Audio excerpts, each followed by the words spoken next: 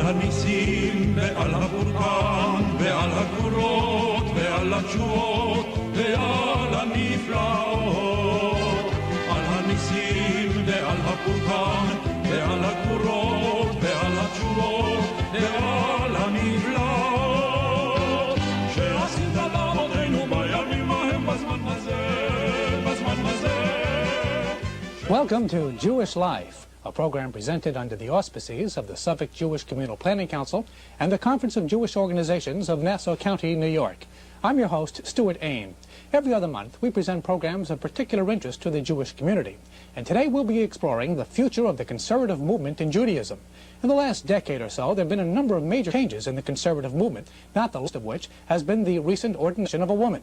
And here to help explore that topic is that woman, this is Rabbi Amy Eilberg, Chancellor of the Jewish Theological Seminary of America.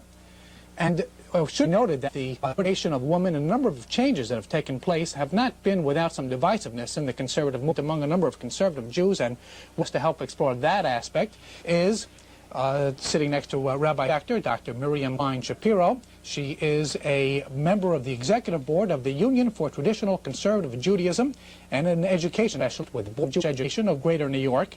And seated next to her is Rabbi Bruce Ginsburg, and he is vice chairman of the Union for Traditional Conservative Judaism and spiritual of the Bethpage Jewish Community Center. Let me first begin by asking you, Rabbi Eilberg, why you wanted to become, you grew up in a conservative home, why you wanted to become a woman, become a rabbi in a religion that really didn't have women rabbi in the conservative movement. Mm-hmm. I think I first formulated the plan to become a rabbi as any young man might have. That is to say, I had my Judaism had become a very important part of my life from my early teens, at least. By the time I entered college, I was sure that I would want to bring my Judaism into the professional arena as well, that I was planning a career already in Jewish education.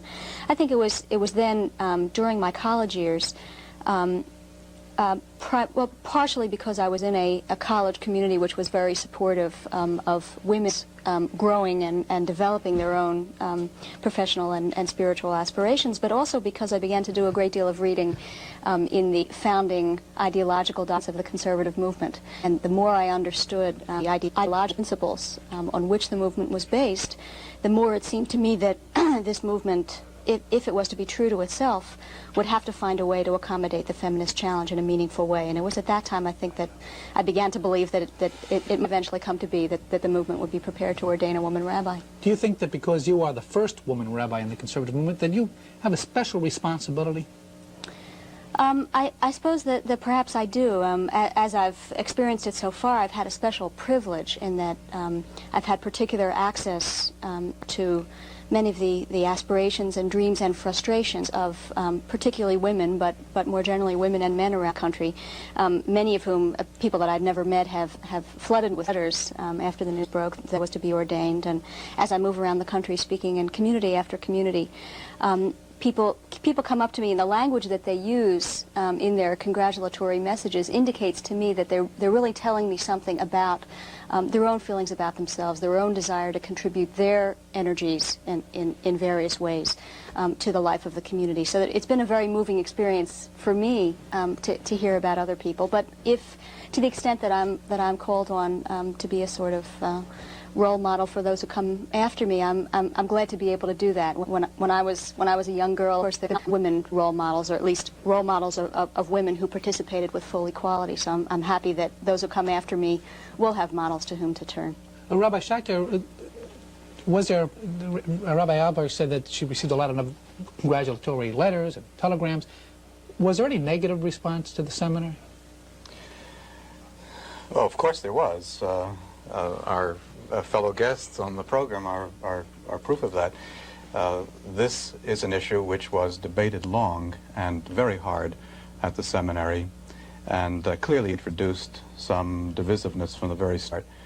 What I would like to say, though, Stuart, is that the movement within the conservative, the ordination of women, is not a recent one at all.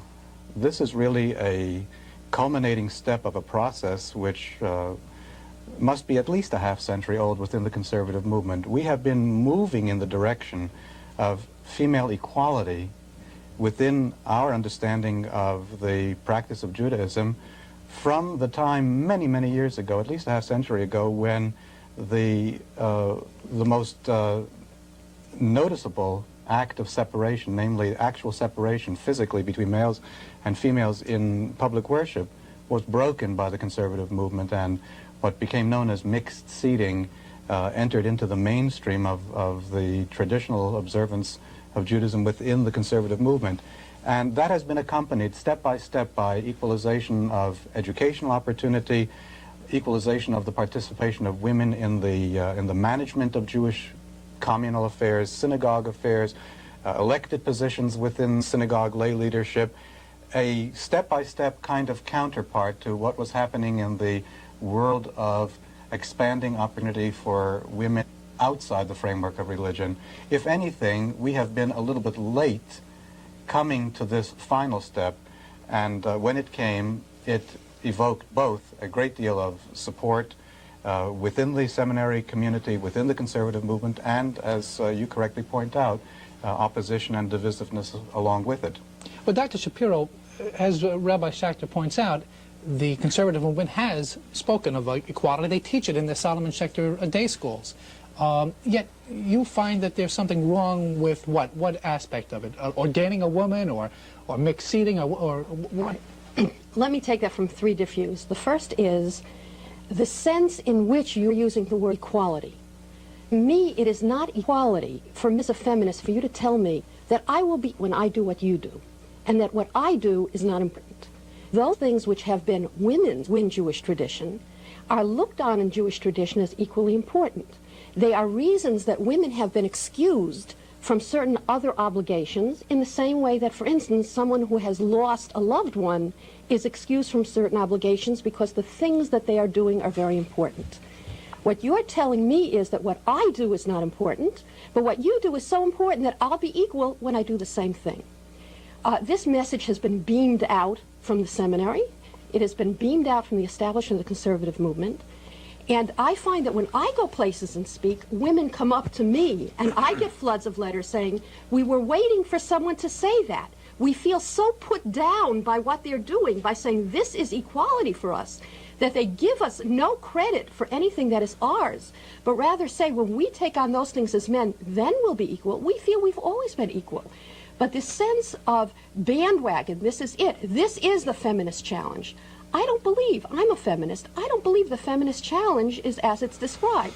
I believe the feminist challenge is to give me some sense of worth in myself as a woman and in those things which Judaism says that I do. And I have found a tremendous response from women all over the country who feel this way and are upset by this message being beamed out that they're not quite so good. And I must tell you, I don't think we're divisive, because it's really these people, the message that the Union for Traditional Conservative Judaism beams is enabling some of those people to stay within the movement. Many of them have said, we're the only voice within the movement, the one we're getting from the seminary today, we would leave. If there is any hope, it's with you for us to stay. If you succeed, we will stay. We are watching and waiting.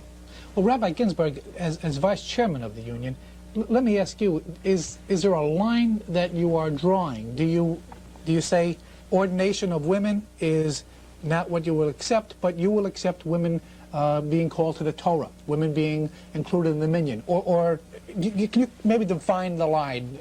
Where are we drawing that line?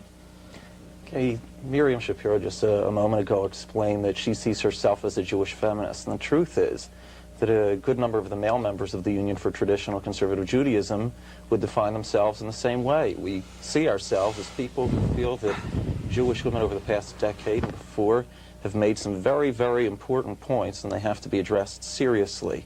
Certainly everybody in the Union would support education of women and to have them study the texts of our tradition, to assume positions of leadership in the Jewish community. And certainly, as was indicated before, we don't see the position we've taken as divisive at all. As a matter of fact, I would say personally that we could only congratulate Amy on her academic achievements and also see her involvement in communal life as a very positive and praiseworthy thing. However, we do see some real and definite and significant halakhic problems in terms of Jewish law. And we believe that this particular issue, that of the ordination of women, is simply an expression of a much deeper problem that we find in the conservative movement today.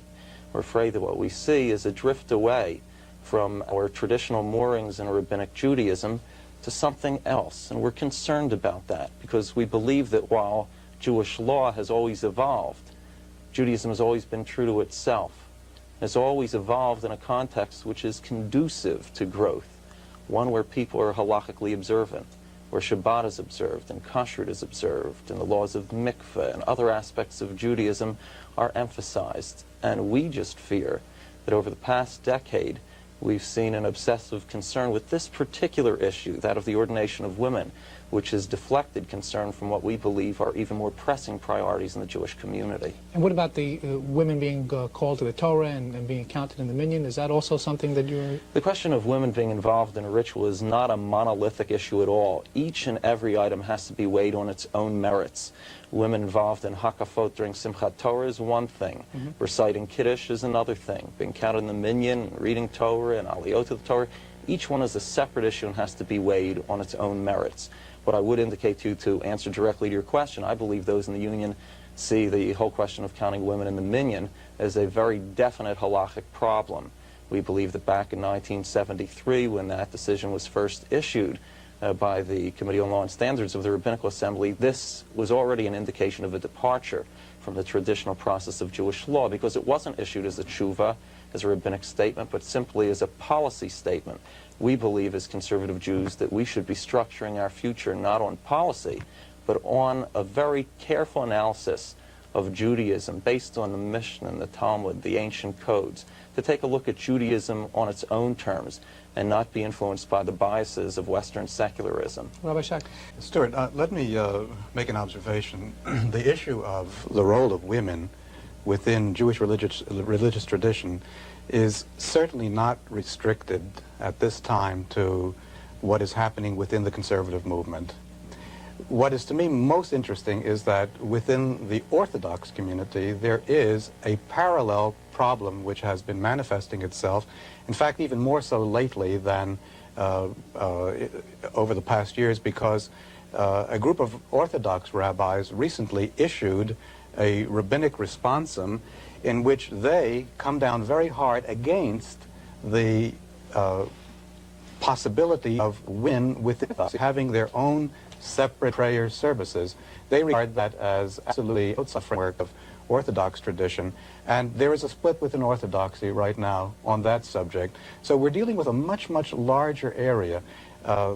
What really does distinguish the conservative movement, as Rabbi Ginsburg correctly stated it, is that we have a commitment to an evolutionary development. We do not take a priori the position that change is to be feared because it is a break with tradition. And from that point of view, the movement towards the ordination of women by the conservative movement very definitely represents a gradual and slow and carefully thought out position of change within the framework of what we understand to be real tradition. Let's ask you then, the problem, as I see it now, is that maybe we move too fast. In Jewish law, a woman is not allowed to be a witness for weddings, a bris, what have you. A woman is not allowed to be a witness and sign the document. Do you think that that's going to present a problem for you? How will you handle it?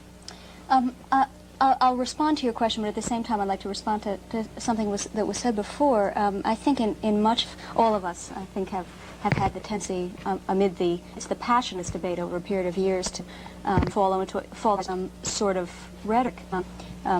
All of us probably have similar problems restraining ourselves from doing that, but one of the aspects of that really is deeply disturbing to me is the notion that is sometimes expressed that it is only those who are opposed to the full equality of women who are really deeply concerned with the halachic issues.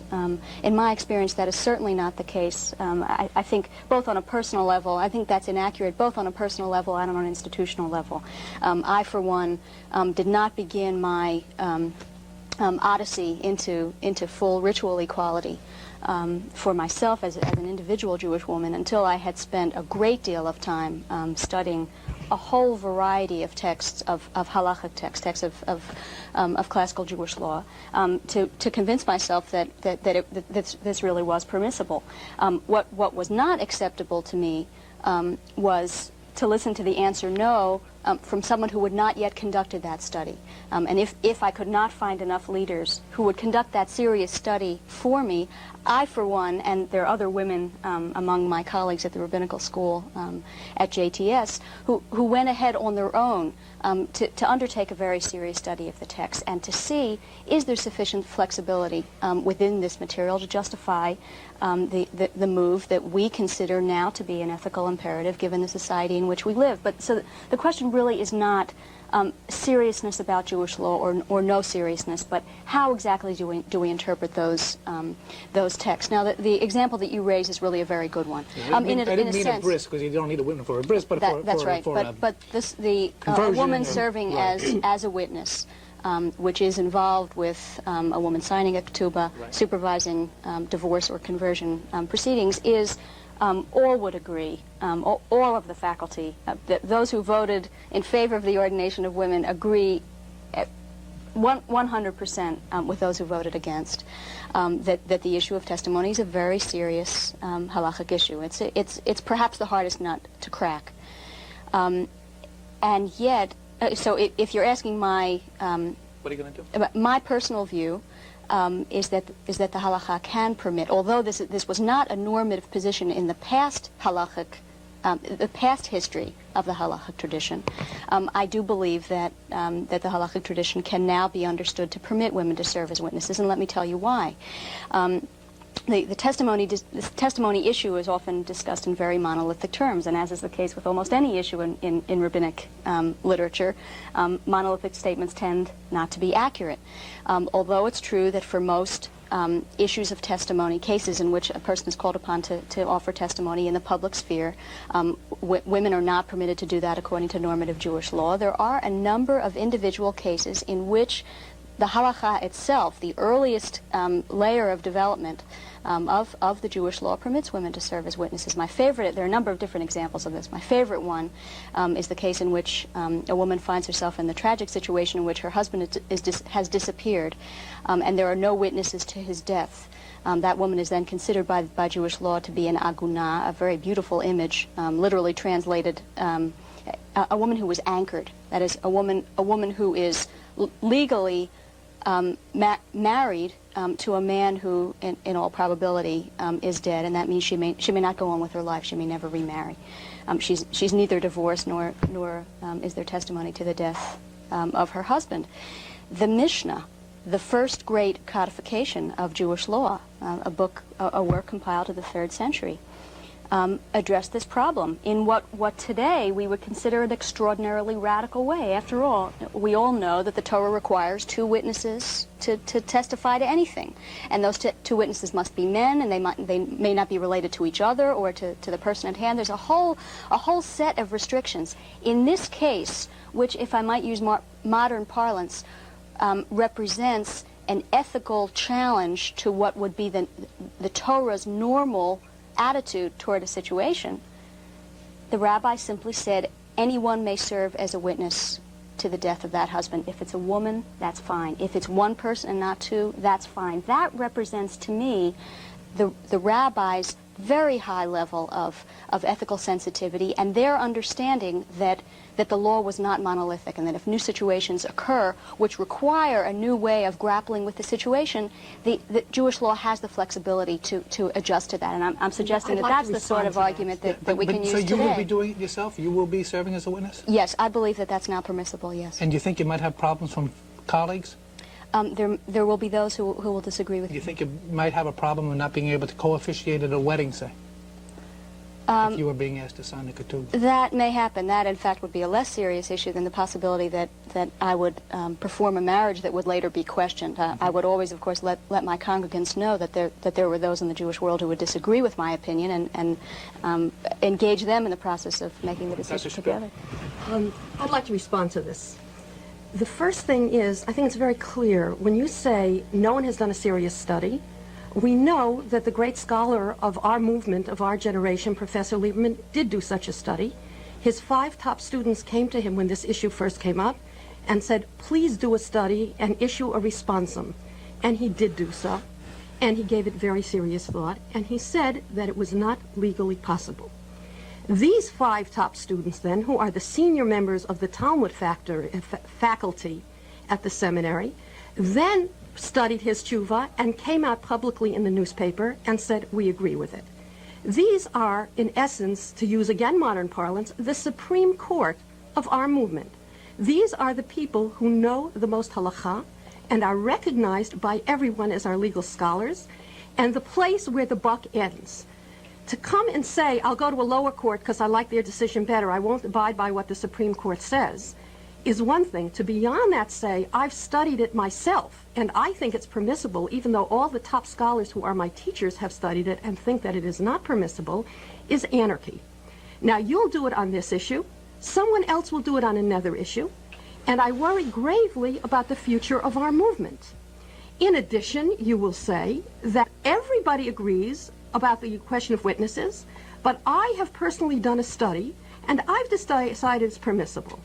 And to tell your congregation that, well, there are going to be people who question it, is to beg the question of the fact that the children, as yet unborn, of some of the things that you will witness, such as a Jewish divorce, will have questionable legal status because of this, because the whole world still doesn't agree with what you have decided for yourself, and you are willing to put their unborn children into this situation for the point that you want to make, opposed to all the legal scholars of our movement. Rabbi Schachter, speaking for the seminary, do you condone what Rabbi Alberg is saying she plans to do, and if you don't, do you think that might create anarchy? I don't believe it is going to create anarchy at all, and I think that everyone who takes this whole issue seriously has to also be aware of the fact that for many, many years now, probably for as long as there has been a conservative movement, for as long as there has been a Jewish theological seminary which has been ordaining men, that there have been within other branches of Judaism those rabbis, those rabbinic courts who would not accept the validity or the integrity of the signature of a conservative male rabbi on religious documents. That is precisely one of the issues of contention between the conservative movement and the religious court system in Israel. So we're not introducing something new by virtue of this decision. This is a problem which has arisen in the past. I can tell you quite frankly that there have been times in past years when I was once serving as a congregational rabbi when my signature on a conversion document was accepted by a religious court in Israel. There were times when my signature on another conversion document was rejected. But excuse me, but you're talking about conservative as opposed to orthodox. You're talking about Israel. Talk about conservative to conservative. We've never really had that. Has your signature ever, or you know of any other conservative rabbi whose signature has really been questioned to that extent? No. But I do want to get back to the question of procedure. Dr. Klein has raised the question of a procedural impropriety, that this was an issue that was debated and discussed at the seminary, so to speak, in violation of historic procedures, that there is a kind of Supreme Court mechanism and so on. People should be aware of the fact that the Talmud faculty at the seminary never functioned in that way. If anything is true of the Talmud faculty of the seminary, it has been over the years their extreme reticence and reluctance, either individually or as a group, to enter into the domain of Jewish legal interpretation. They have preferred to stay away from these issues, to see themselves as primarily academicians. When the matter came up for serious debate and discussion at the seminary.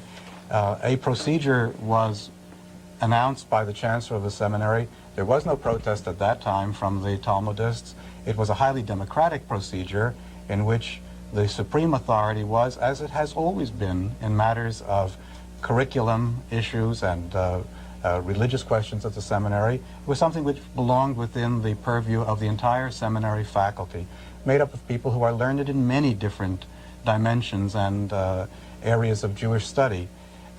There was study. There was considerable study. Every member of the faculty was invited to prepare his own, her own response reaction.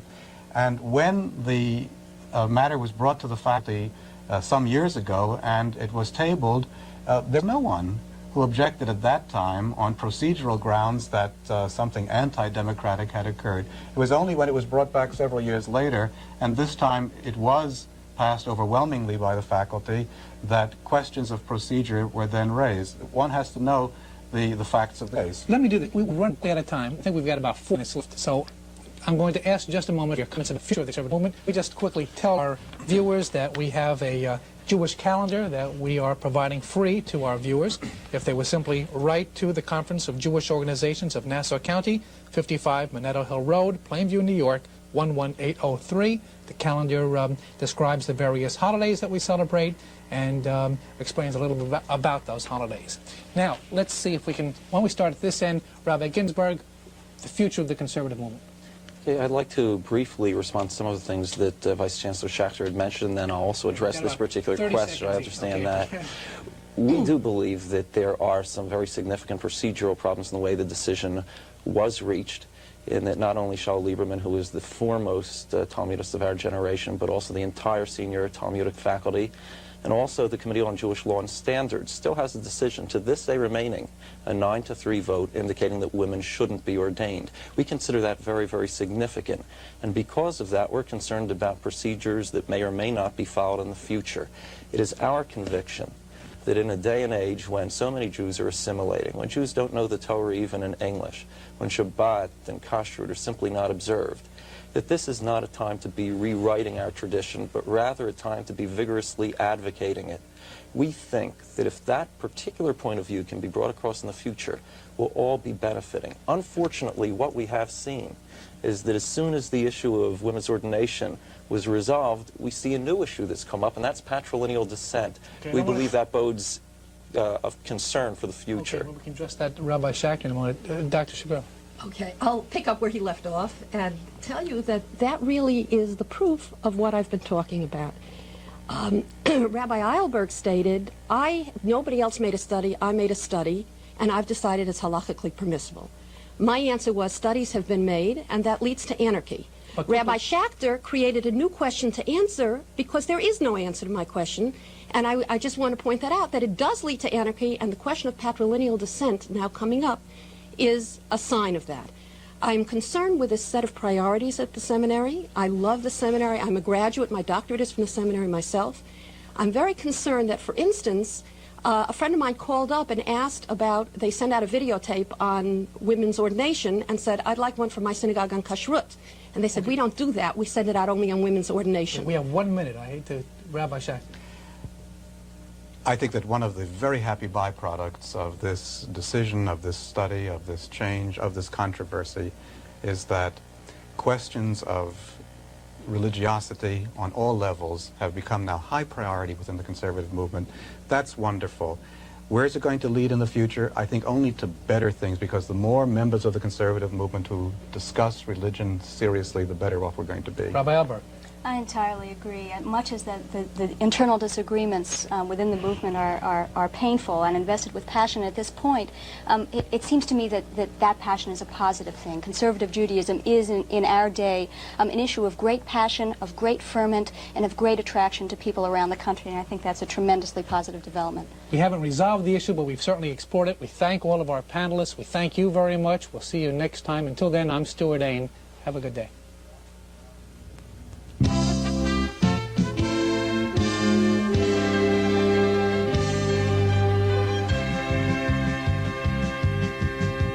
הניסים ועל הפורקן ועל הגבורות ועל התשועות ועל